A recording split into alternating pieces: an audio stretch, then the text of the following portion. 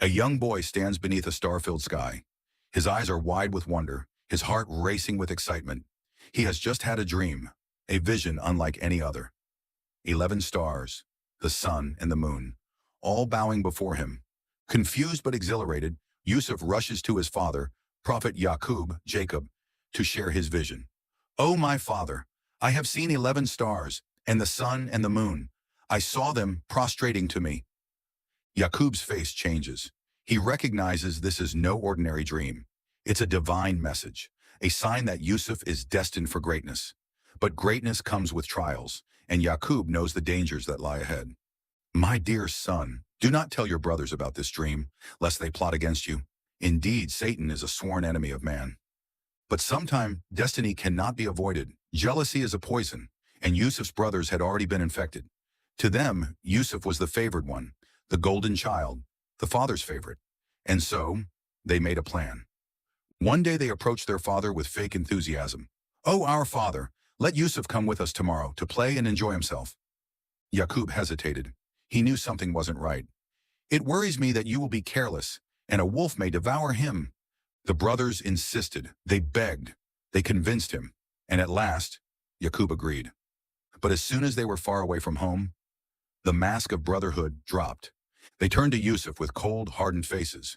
He wasn't their brother anymore. He was an obstacle. "Let's kill him." "No! Let's throw him in a well instead. A traveler will find him and take him far away from here." And just like that, they ripped away his innocence and cast him into the darkness of the well. Imagine it, a young child shivering, alone, abandoned in a pit of despair. But as he fell, a voice whispered in his heart, "Do not fear, Yusuf. A day will come when you will remind them of this, while they do not recognize you." That day would come, but not yet.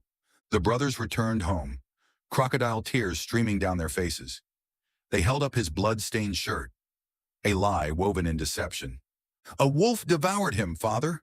We searched, but we could not save him." But Yaqub was not fooled. "Your souls have enticed you to something evil," he said, sorrow gripping his heart. But instead of anger, he turned to patience. Beautiful patience, and Allah's help is sought against what you describe. Meanwhile, far away, a caravan passed by. A traveler let down his bucket into the well, expecting water. But when he pulled it up, there was a boy. Aha, what a good find! But their excitement was not kindness. To them, Yusuf was a product, a slave to be sold. They took him to Egypt, a land of great wealth and power, and sold him for a few silver coins. A powerful Egyptian minister, known as Al-Aziz, bought him, sensing something special in the boy. "Take care of him," he told his wife. "Perhaps he will benefit us, or we may adopt him as a son." Yusuf grew into a man of striking beauty and noble character, and soon his greatest test arrived. The minister's wife, Zuleika, had been watching Yusuf. His presence stirred something in her heart, and one day, she locked the doors. "No one will know," she whispered. But Yusuf was a man of faith, a man of integrity. He ran, she chased, she grabbed him, tearing his shirt from behind. Just then, the doors burst open. The minister stood before them. "What is the punishment for someone who intends evil toward your wife?" she cried. "Prison." But Allah exposed the truth. A witness in the house spoke. "If his shirt is torn from the front, she is telling the truth. But if it is torn from behind, then she is lying." His shirt was torn from behind. Zuleika was guilty. Yet instead of justice, Yusuf was imprisoned. Once again, innocence was his crime. But Yusuf did not waste his time in prison. He became a guide, a mentor, a man of wisdom. One day, two inmates approached him with dreams. One said, "I dreamt I was pressing wine." The other said, "I dreamt I was carrying bread on my head, and birds were eating from it." Yusuf interpreted them both. "One of you will be freed and serve the king. The other will be executed." To the freed prisoner, he made a request. "Mention me to the king." But the man forgot. Years passed, until the king had a dream. 7 fat cows, devoured by 7 thin cows, and 7 green grains, followed by 7 dry ones.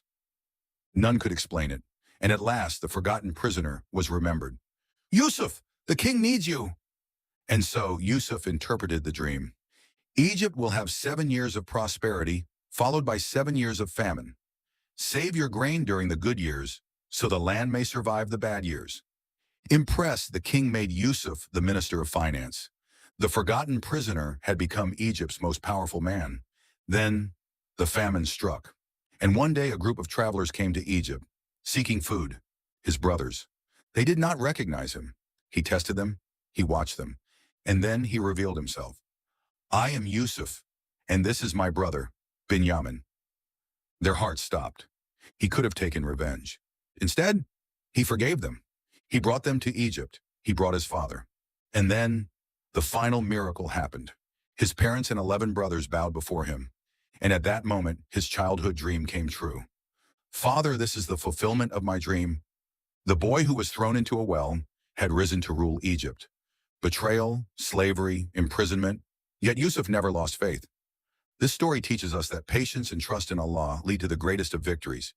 If you found this story inspiring, hit like, subscribe for more amazing Islamic content, and comment your biggest lesson from Surah Yusuf.